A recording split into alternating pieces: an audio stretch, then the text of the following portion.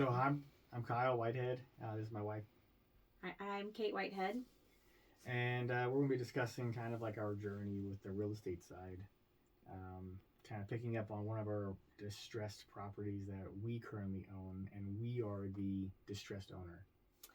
So this property was our first deal, and we'll get into the how long we've owned it in a couple minutes. But since we purchased it, we've done several more deals, and we still have this one. So we're gonna kind of discuss what it's, the stumbles that we made, the things we did right, and hopefully be able to keep somebody from making some of the mistakes that we made. Yeah, the things we did right were not very many on this particular property. This was at the beginning of our real estate journey. So some of the statistics would be this property is in Kempner, Texas. It was 802 days. I'm looking at my phone from when I contacted with the seller to our projected offloading date, which would be approximately a 2 weeks. Yeah, it's now. approximately 2 weeks from now. We're currently under contract. So that was from the first time I communicated with the distressed seller. Now we are the distressed seller owning this thing. The backstory of that property would be they had $47,000 in back taxes with the county, and they were going to lose the property to auction. It was delayed due to COVID, and then they were interested in selling because the foreclosures were coming back. So we communicated 802 days ago, practically, to start the process of purchasing. The next one is 714 days. It's been 714 days since we executed the purchase contract. So it took, as you can see, from 802 to 714. That's like about 90-ish days that we were communicating and negotiating the property and answering questions. Took about 90 days. Because all of the communication with him was over text too. So text is a great way to make contact with a seller, but you try to get them on the phone as fast as possible because so much is lost in that. But in his case, that's all he would use for communication. Right. I tried to call a few times, and it was poor reception at his location, and then it was always like the text communications was coming in 11 o'clock at night my time in Arizona, which would have been 2 hours ahead in Central Texas. So he's communicating with me at like 1 in the morning his time. And my phone is designed to allow messages from my company number to come through with do not disturb on. So I'd be pinged waking up in the morning for like these 90 days, and I'm like very hungry trying to close my deal. And she kept telling me not to do it over and over again. So 714 days since executing the purchase contract. That's where both sides have signed. The seller agreed to a price. We, as a buyer, agreed to a price. And that began the purchase process with the title company. The next statistic is 696 days from purchasing. So we went under contract in 714 days. And then at 696, so that is about 18 days, we closed on that property, which is quite impressive looking back. Because during that time frame, I was scrambling. Like, I didn't know what I was doing. Well, scrambling, it's a rural area, and it was also, we were still dealing with the COVID, because this is in late 2021. So still dealing with the COVID delays as well. Right, and then I needed to, because I'm not using my money, I'm not using my cash, so I'm using a hard money lender. So I had to communicate with a lender. I'm like, hey, I've got a property. Are you willing to give me a crap ton of money? And they were like, sure, as long as you pay us a high amount of interest. And I was like, okay, deal, because I kind of figured it'd be much easier because I don't know what I was doing. So 696 days from when we purchased it. This is how long we've held a property. And we're talking, this is a hard money loan. Which means it's interest only payments. We have technically no equity at all in this house. Yeah, exactly. So you're buying it, you're getting a loan from a conglomerate of investors who are looking to invest their 401k money or their inheritance. So they want a high return. So what they do is they pool their money resources together and they look for opportunities like the one that we found on where they allow us to use their funds so we could close quickly. It's called a cash buy, but it's not our cash that's buying it. It's these investors. So we are paying a premium in fees to use it, and we're paying a premium in interest. It's a great deal if you are doing it correctly. So it goes from 696 days from purchase. Now we're looking at on market. So that took from 696 when we bought it. 409 is the next number. So you can already see that is close to 200 to 300 days of kind of waiting from purchase to actually putting it on the market. We had to do a significant rehab to the property, and then that also includes us getting the rehab set up, getting the people in place to do that. And that also meant taking out another hard money loan as well, because I guess we'll get into it a little bit, but to make that happen, it meant we needed more cash. So exactly. So 696 is when we bought it. 696 days ago. 409 days ago, we finally listed it. So Kate's the realtor. yes. She took her licensing and she passed the exam right before we were ready to list the property. So that was she got licensed in Texas close to 400 something days ago, which is supposed to save us money because of the commission. So we put it on the market. That's 409 days ago, which is never a good thing when you're trying to sell an investment property. We had many issues from it. So there's so many problems from the beginning. That on days on market is a fully fixed up house. Like there's nothing wrong with it and is ready to sell. So for it to sit for 409 days is a problem, like a huge red flag. Now we go into 34. That is our unique showings that Kate had to deal with while we were in Arizona. She was getting communications from all of these agents and wholesalers. A wholesaler is a person who's looking at a property, buying it at a discount, and then offloading it to another buyer for the difference in purchase price. So as an example, they get it under contract. We agree at $500,000. They find a different person to buy it instead of the wholesaler buying it. The new buyer will buy it at $550,000. So the wholesaler will make the difference. We sold it to the wholesaler for $500,000. They sold the contract or the right to purchase the property for $550,000, and that wholesaler will collect the difference for $50,000 or whatever the spread is. So we had 34 unique showings between agents and wholesalers and stuff like that. And then we had go down to offers. How many offers did we get? We've had 2 offers on that actually got to contracts sent. Now there was a few others that were like, oh, we'll send a contract, and for whatever reason didn't happen. We had an offer about 4 months ago, but that was contingent on that they had to sell another property, and ultimately they were not able to sell. So that meant we had to wait longer. So anyway, we're finally have the offer. We're past the point of it's called an option period in Texas. Basically, it's the inspection period. And right now we're waiting on the title companies and to get all the paperwork done so that we can sign and get it closed in about 2 weeks from now. Yep. So we are down to 2 offers. So out of 34 showings, we had some of them to come back in multiple attempts to take a look at the property. 2 offers were generated from that. Then we go down to the contract itself. It's 30 days under contract, which is not a problem. It's kind of standard in the Texas area. This is concerning for us. We bought this property in 18 days using hard money, which is easy. This contract is 30 days. It's a VA loan. It's concerning to us because VA loans are very difficult and they're notorious for throwing things out of the air. As long as your foundation's fine, as long as there's not a termite problem or a pest inspection problem, as long as the roof is fine, typically it's going to be okay. So we're kind of waiting for that information. We've already had the inspection done. Mm-hmm. We got the reports back, and then we have the appraisal complete.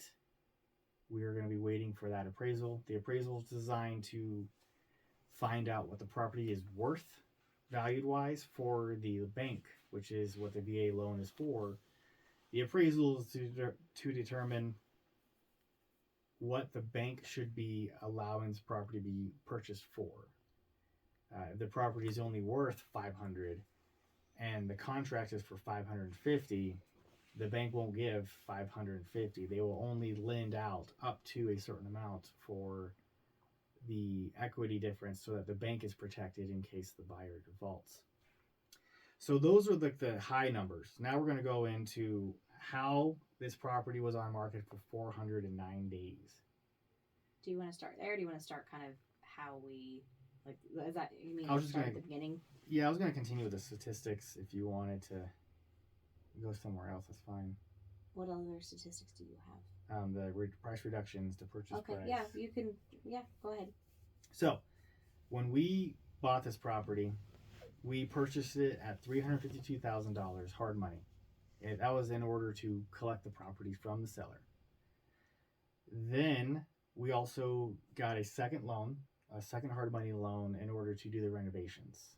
Luckily for us, the company we were using, or the investors we were using, allowed us to 100% borrow. So that means that we didn't have to take any money out of pocket and put towards renovations. We just spent our cash to pay for closing costs and points and fees and everything.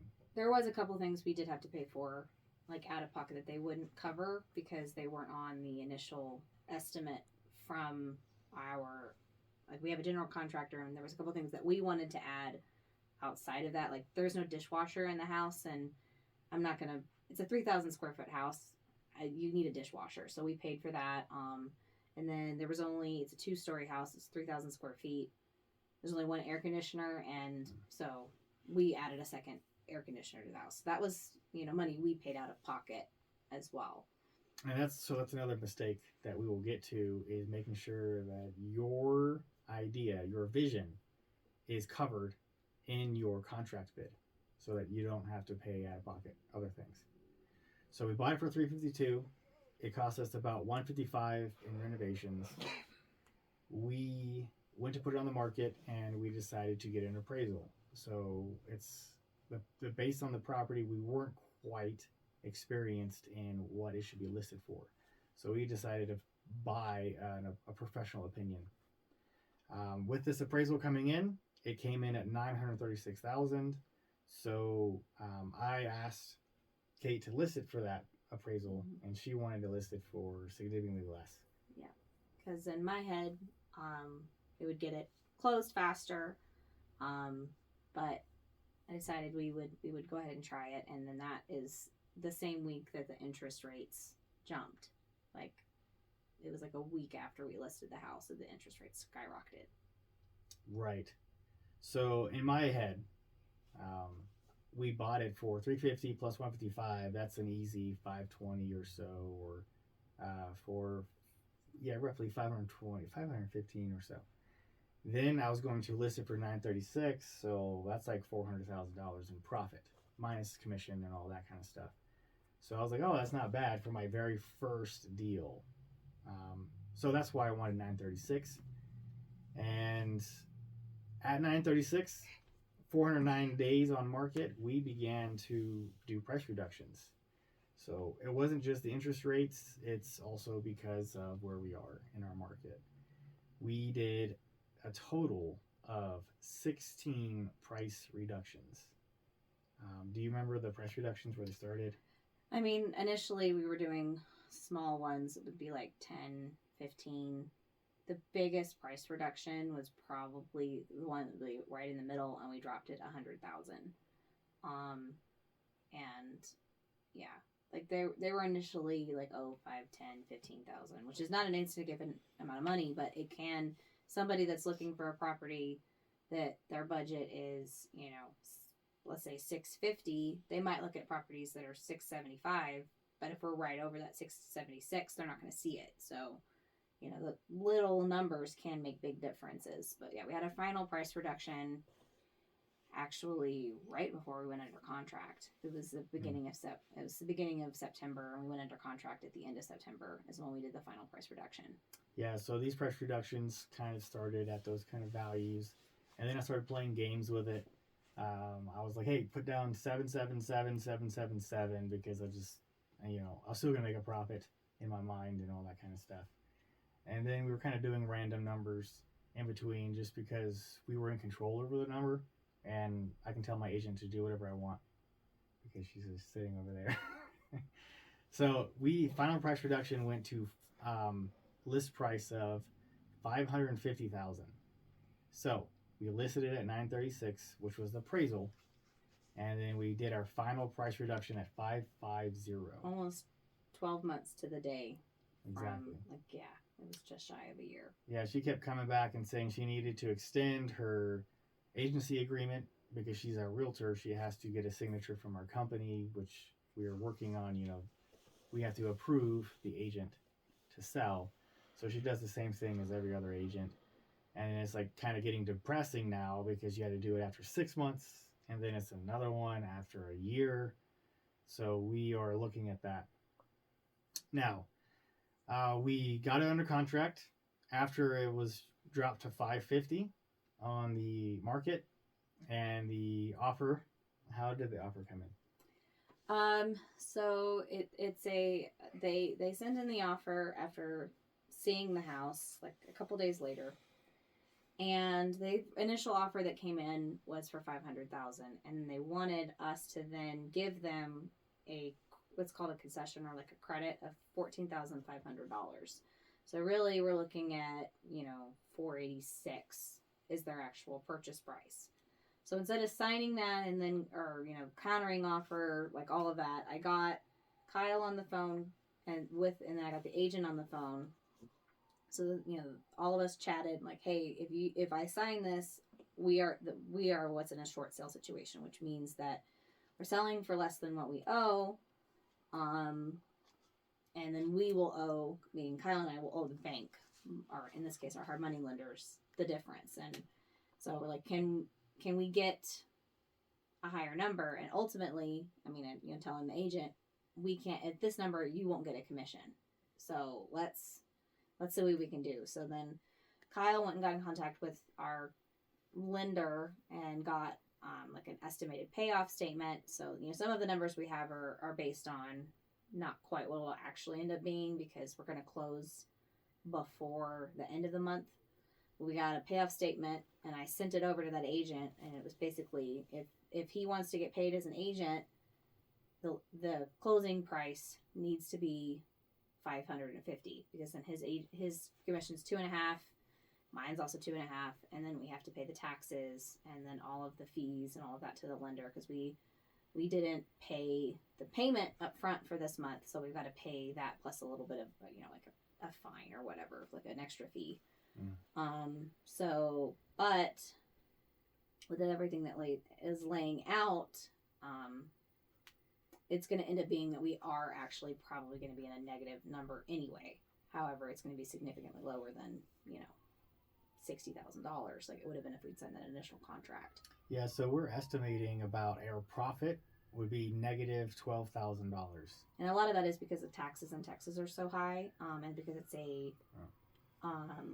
because it's not our primary residence, we don't get any kind of break on the taxes. So the taxes for this year, the other thing is that the taxes significantly jumped. When we bought the house, they basically were treating it, the county was treating it as if the house wasn't even finished. So it was taxed at like $200,000. And now the house is finished, so the tax appraised value is actually $549,000. So the taxes are, by estimate, going to be about $9,000 for 2023, which puts our portion at probably roughly $8,000. So if, in another market, that number would make a difference. And so that's the last number that I have for our statistics on this. Then the rest of the stuff, we'll kind of start discussing the problems that we are running into and like all of the failures that we jumped in. Let's start at the top. August of 2020 or so. 2021. Was it 2021? Yeah. communicating with the seller. I was kind of excited because I wanted to do real estate starting in January of 2020, I think it was, or December of 2019. Kind of my background was I think I was trying to do some barbecue, and I was doing some rub, and I had YouTube videos on, just because I was like watching YouTube while I was doing the rub, and then the video switched over to Robert Kiyosaki, who is the guy who got me inspired into real estate.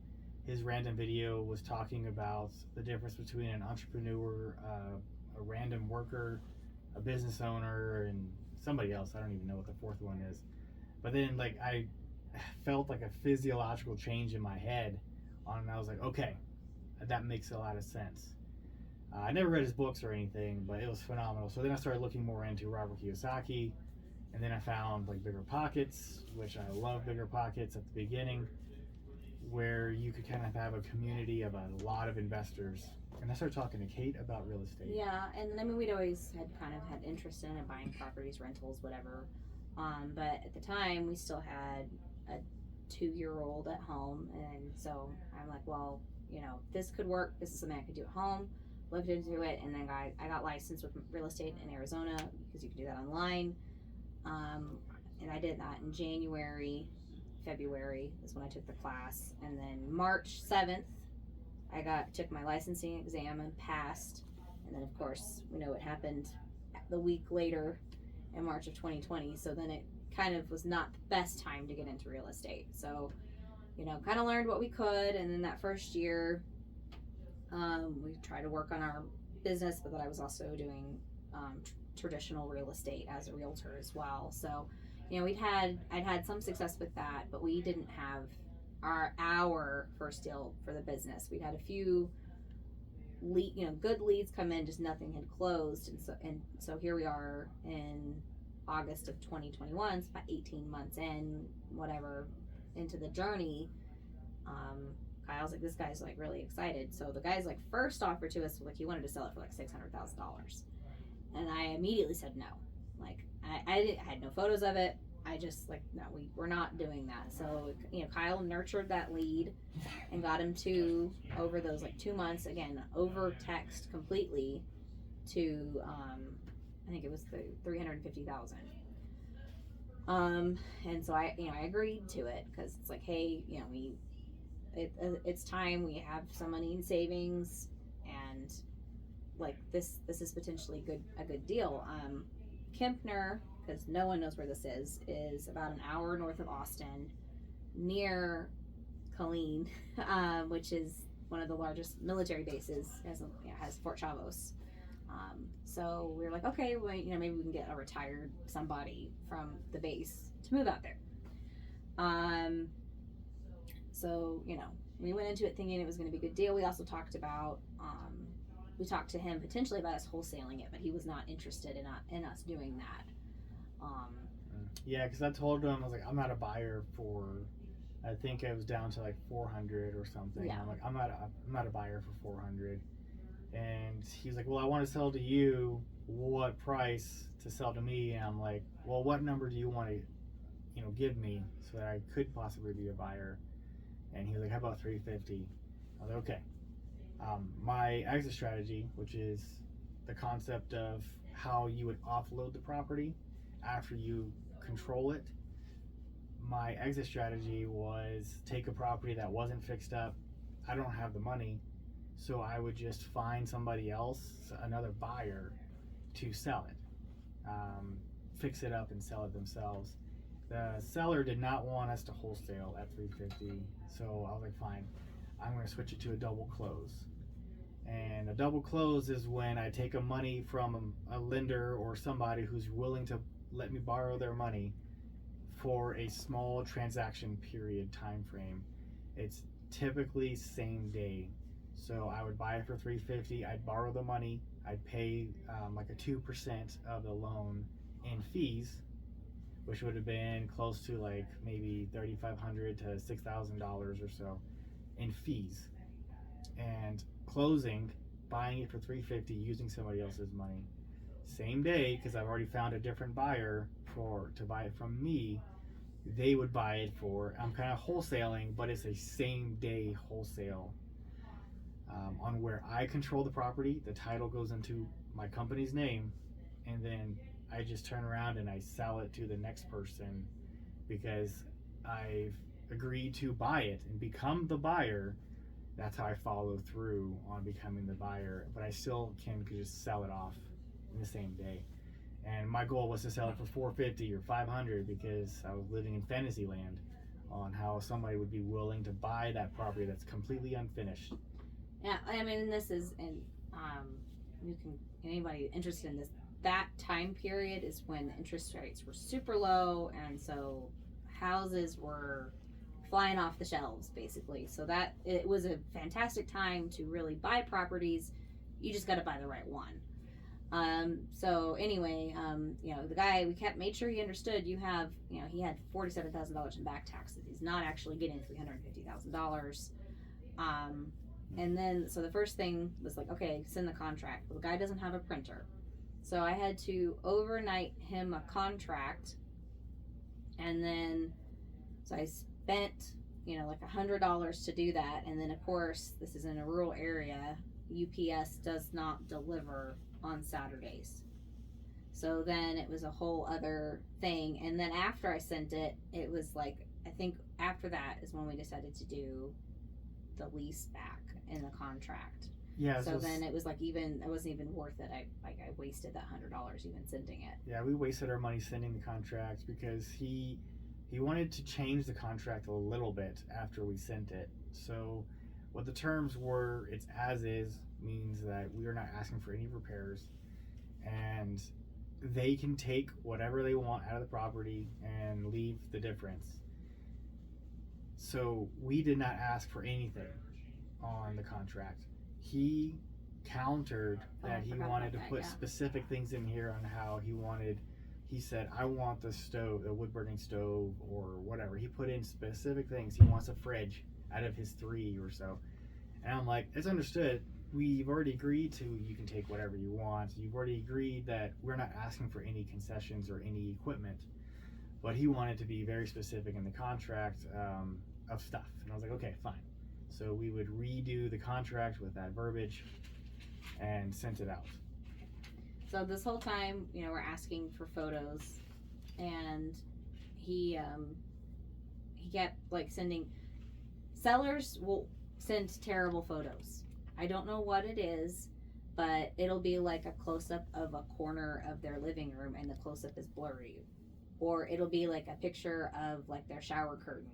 So we always know we're going to get bad pictures. If anybody's trying to sell their house to an investor, I understand it can be embarrassing.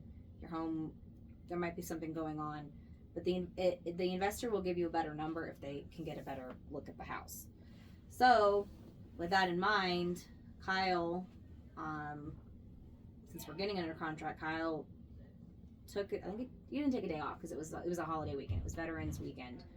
So Kyle drove out there to actually physically inspect the property and get us some good photos so we knew what we were dealing with. The guy said that there was some unfinished projects, and then he said that there was, him and his wife had some health issues, so there was that upkeep hadn't been great. So we knew there's gonna be some issues going into it. Neither of us obviously realized how much the issues were gonna be. So anyway, Kyle drove out there and met the couple, and you can kind of talk about that. I wasn't there, so. Yeah, so it was about a 13-hour drive, and I did it, in one stop because I'm hungry, right? I'm very hungry. I wanted a deal, and in my mind, this was a deal.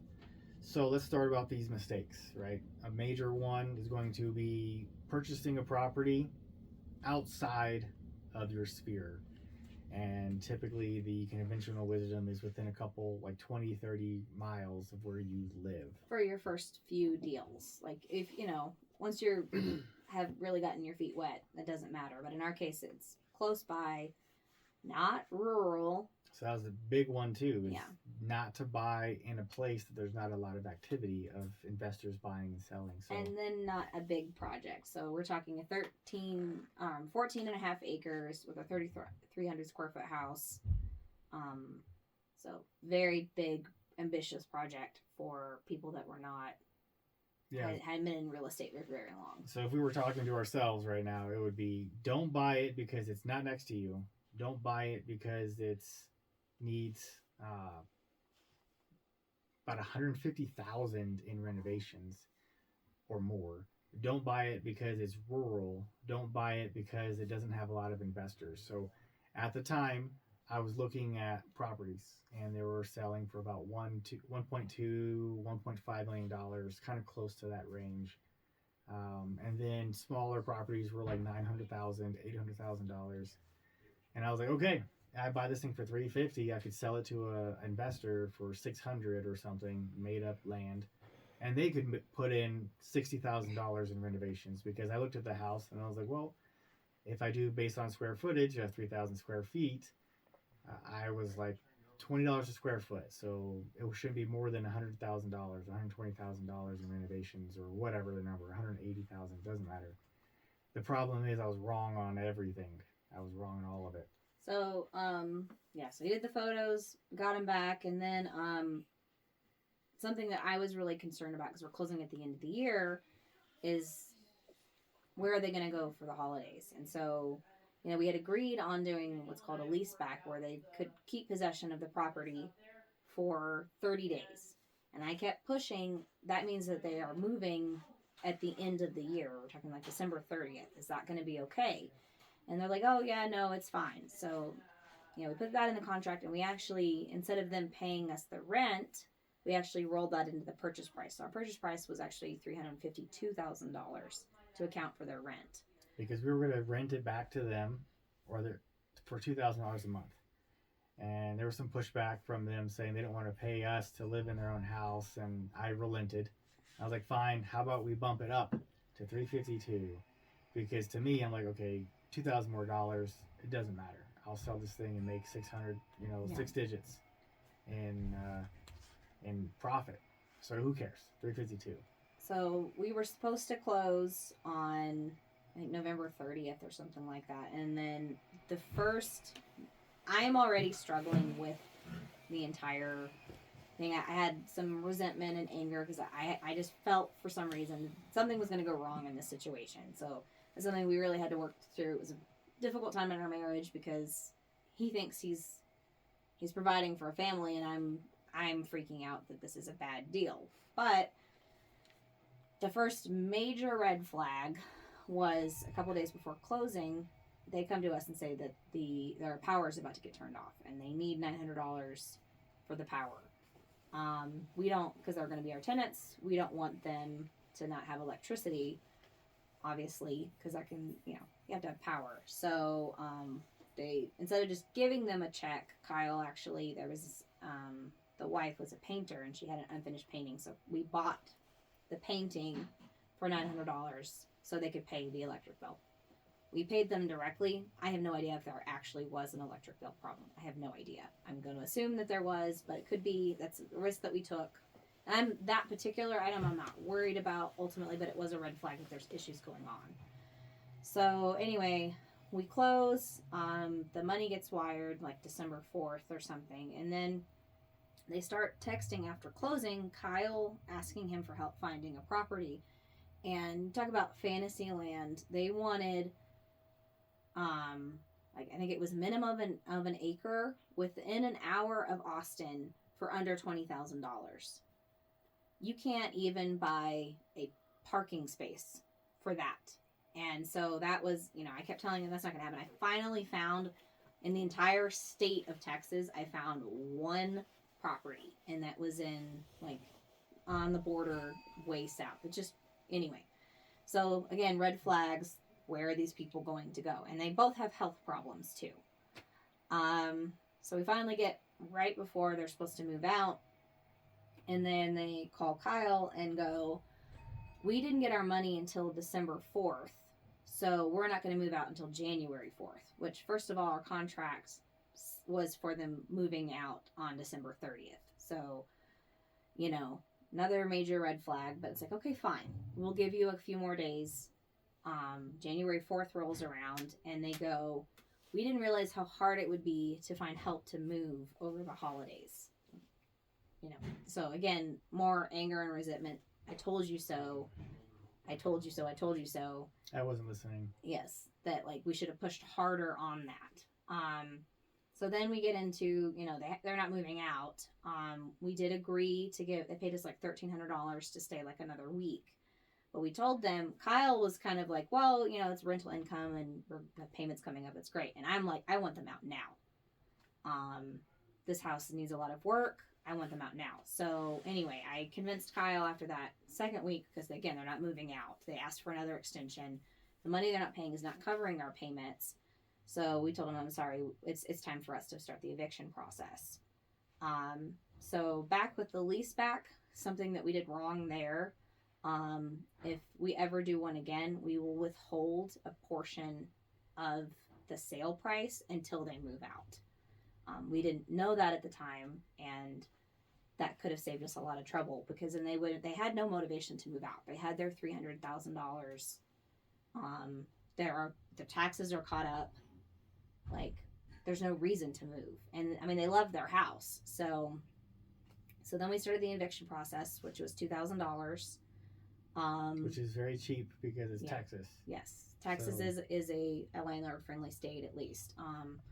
So we got that process started, and then at the end of January, I get an electric bill in the mail for $400, which seemed high to me. So I'm like, hey, maybe we should get somebody to go out there. So Kyle starts looking on like Facebook, Lampasas County or something, and puts out there, hey, we need somebody to like kind of look at this house. The sellers have finally moved out.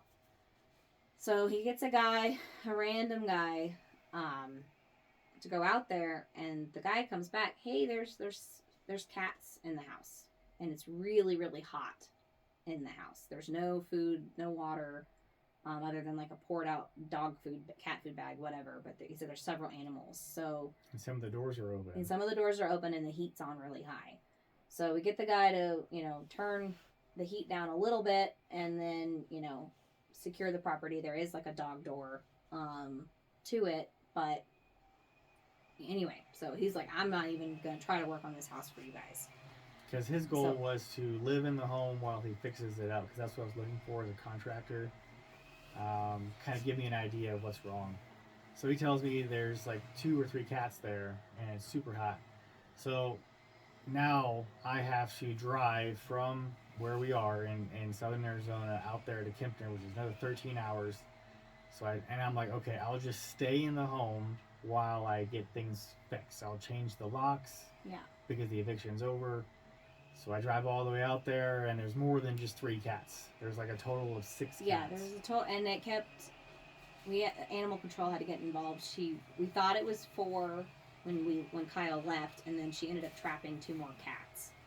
Yeah. And these are semi-feral to begin with, and they've been alone for 2 weeks. And there's no food. There's nothing. Yeah. And then I was there on the phone with Kate. I'm like, I can't sleep in this house because it's destroyed. It's destroyed. There's feces everywhere. They had 3 refrigerators that were unplugged and full of produce, mostly. So the house, I didn't go to it at that time, but I'm sure it did not smell pleasant. Yeah, and then there's raccoons coming in while I was on the phone with her. Yeah, raccoon just walked into the back door. So I had to go get a hotel. Exactly, I had to go get a hotel, and then I called Animal Control, which is part of the sheriff's department. And when I called Animal Control about cats, the sheriff called me and was like, hey, you can't be at the house. And I'm like, what do you mean I can't be at the house? He's like, well, you're under eviction, aren't you? And I'm like, right, but they're gone. And the sheriff was incorrectly at the time. I didn't know this. He was incorrect in saying that I couldn't do anything until the court system has completed its process. And we were still like 2 weeks away from the official court date being complete. So I called my lawyer and I'm like, hey, I have to leave now because I'm not going to be hanging around the house. I'm not going to be liable for changing laws at a house to secure it, because my goal was to secure the home. I can't do this while I'm here. And the lawyer's like, hey, ignore the sheriff. He doesn't know what he's talking about. There is no eviction process because they had a contract to vacate They were served, they vacated, end of story. So he's like, go back and change the locks. And I'm like, okay, I'm not going to change the locks, but I need to get these cats out. So I call animal control again, which is part of the sheriff's department.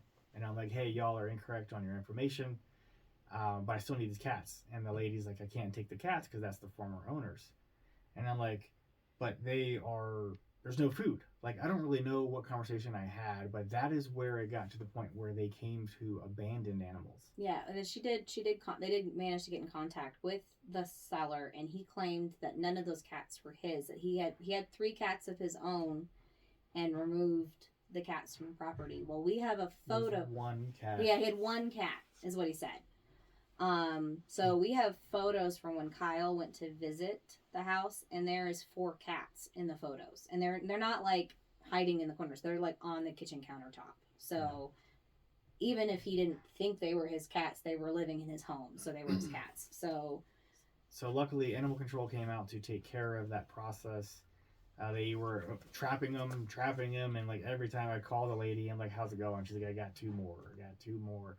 I picked up a cat or 2. I don't remember how many I got. You only got 1 because the rest of them were too aggressive. You got 1 out and kind of let it run off on its own. So I went to HEB and I picked up these like cat carriers, and I bought food for all these cats because I don't really know what they eat, and I was concerned about like I didn't want to ruin their stomach because I didn't know how long they haven't had food. So I got some small food and I kind of put it in these little carriers and try to trap them myself. I eventually got 1, and then I had to. I was like, okay, I'll take you out to the field, and I'll let you out with these horses and stuff like that. And then I just came home. So that was a huge other process. So to fix that, don't allow these sellers, and they also destroyed some of the parts of the well. They messed up the water. They messed up the rest of the house. And then ultimately, the electric bill ended up being for that second half of $700. So it was like $1,200 for 1 month of electricity. Yeah. In Kempner. It's an only electric system. So that's it. The well is powered by electricity, so that wasn't a problem. The septic was reasonably okay, but everything was messed up. So the lesson learned from the cat thing is understand that if it's abandoned animals, lead with that.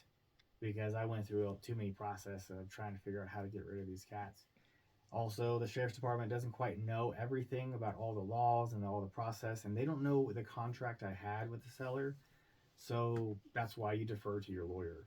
It's very good to have a lawyer. So that's another process is when you're buying, make sure that that purchase price is built in if I have to evict the $2,000 or whatever it would cost. So that's another lesson learned. The cats are a lesson learned. Evicting your sellers is a lesson learned. Giving them money up front to pay for their electric bill, not doing that is a lesson learned. So many lessons learned. Yeah. And then now we move on to we control the property. So we got in contact with somebody that was interested in potentially partnering with us. So we got her to go out there and change the locks. And she's like, I'm going to get estimates for you. So one of the people that she gets for the estimate, he wanted to buy the house himself. So he's like, I'll buy it for $300,000. And, we're like, no, we're not doing that. And then he kept kind of getting put off that she was like, I can't get an HVAC inspector out here. I can't get a septic. So here we are, into mid-March, and we've already spent, I guess it was $3,000 at that point, times 2 on the 2 first payments. Mm-hmm. So we're like, okay, you know what? We're not going to give her any more time. So Kyle gets on the phone and within a day gets all of the inspectors out there that he needs. So then we look at the bids. So we kind of just told her we're not going to work with you. Then we look at the bids that we got for repairs, and we went with a general contracting company. It's like, okay, then it's how do we pay for this, and then when can they start? So it ultimately ended up being that we went with another hard money loan for $150,000, and then we kind of broke ground on the project in late May was the time frame.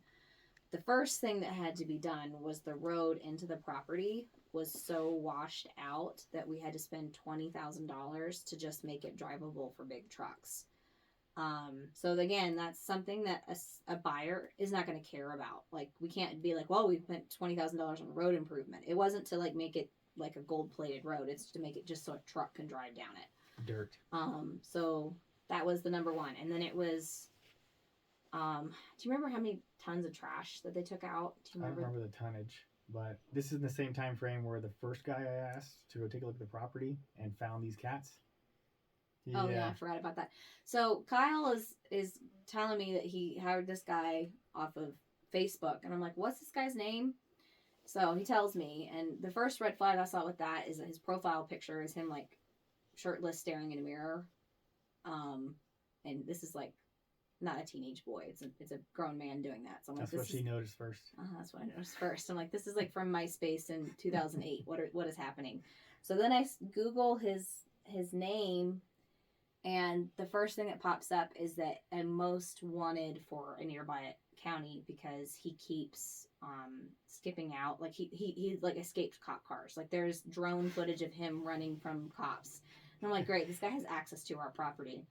So yeah, I kind of forgot about that. So one morning in like mid-April, we get a phone call, and it's the sheriff's department again, and she's like, "This is after we evicted the cats. This is after we evicted the sellers." After that, they're like, did someone have permission to be on your property? Because in the middle of the night last night, the neighbors called and said there was somebody on the property, and that had happened like 2 nights in a row.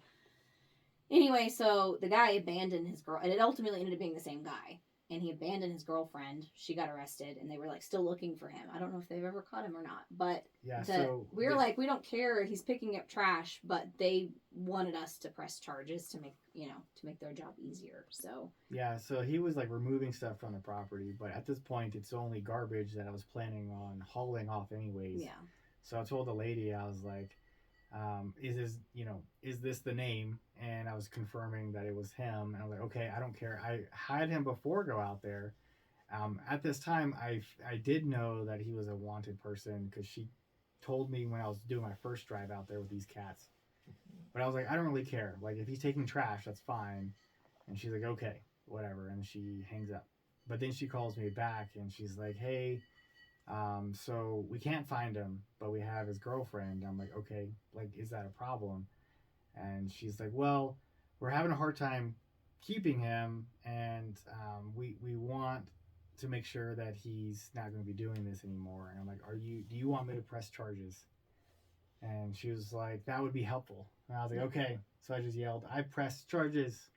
And then I was like, I don't want to deal with this anymore. So then I texted him. I was like, hey, man, the cops were looking for you again. She claimed that they had they had permission to be at the property was what it was. So we wanted to confirm with him that that he did not have permission to be on our property. So I texted him, and I was like, dude, the cops are looking for you. You got to turn yourself in, and you no longer have access to my property. Like, you just don't have permission.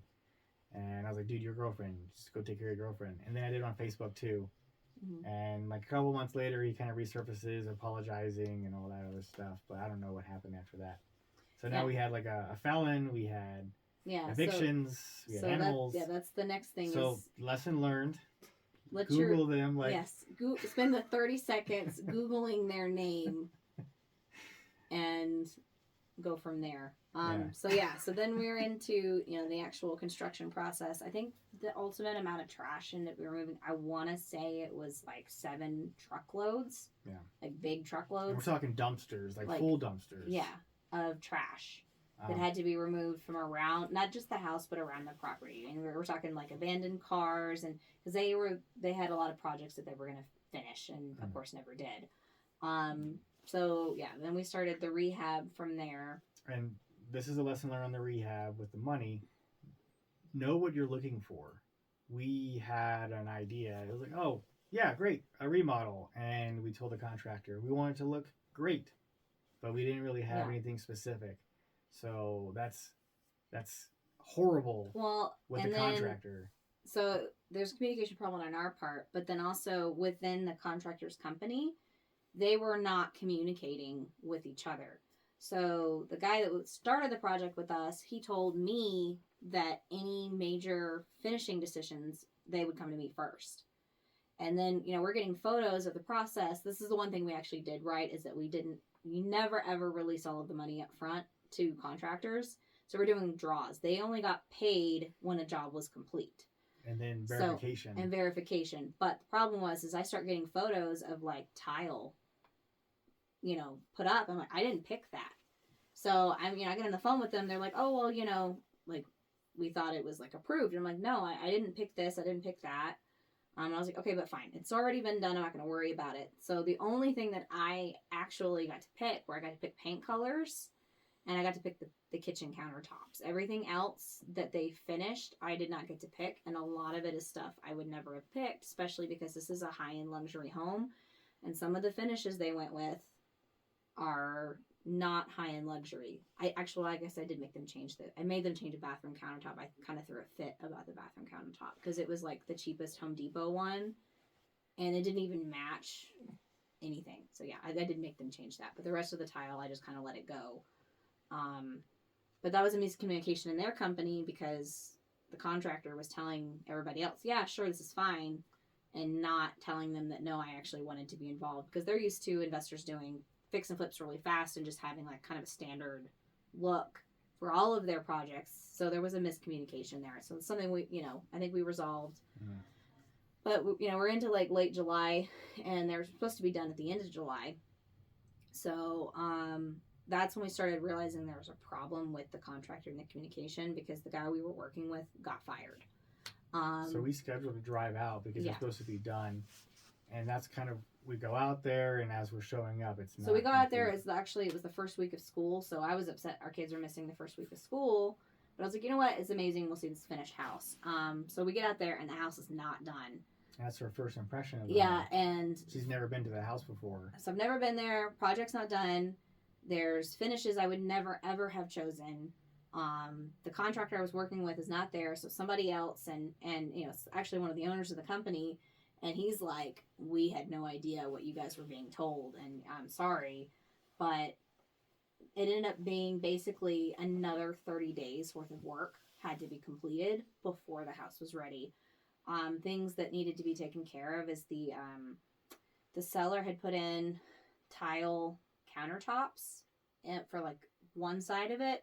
And there was cat urine that could not. We actually paid, we paid like $900 to have a professional cleaner come out. She couldn't get the smell out, so we had to rip that out and out of our pocket because it wasn't included in the bid. Pay for a countertop to be put back there. And then there was like they didn't paint some stuff that should have been painted, and I had a full on meltdown. Like because we also scheduled our photographer. Yeah, we paid for the photographer. She's coming from another area. So then we had to pay. We paid her. She would have done it, not worried about it, but we paid her for her time for coming out there. We came out there because we assumed it was done. We were told it was done, so we drive out there. Or just like a couple of what's called a punch list items, which is like when you tape off that they missed a spot for paint, not that the entire staircase is not painted. So we scheduled the photographer to meet us there, and it was awful. It was just everything was not done. We even had to get cleaners out there to redo it. And they claimed that they claimed they'd been cleaning it.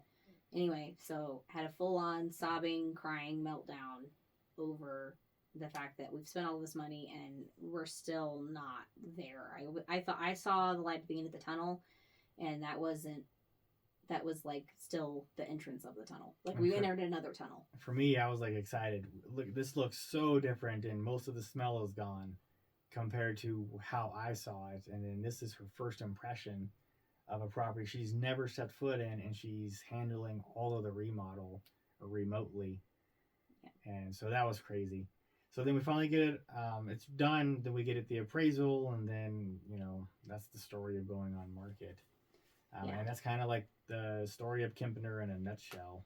There's a lot of nuances to it for other lessons learned, but that's a lot of lessons in one, and we're still dealing with those problems. So, we're losing $12,000 roughly in profit on the sale.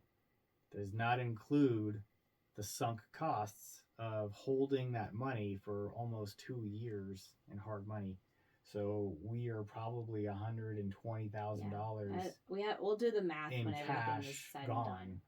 So that's like another thing is like I was on board with like, hey, you know what? It's a problem if I make a mistake, whatever.